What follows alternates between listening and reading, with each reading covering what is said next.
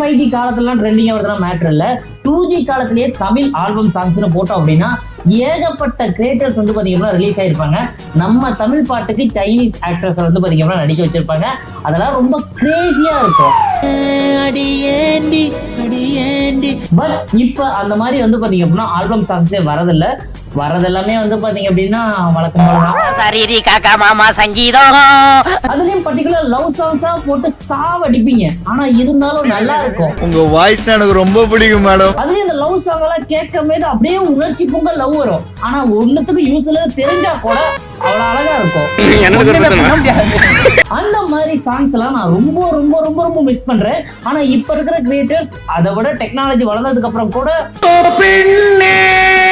மாட்டுக்கு உடம்பு சரியில்லை கண்ணே. ஆனா இப்பதான் நான் உங்களை ரொம்ப ரொம்ப மிஸ் பண்றேன். அந்த மாதிரி கிரியேட்டர்ஸ்னா எங்க தான் போயிட்டீங்க?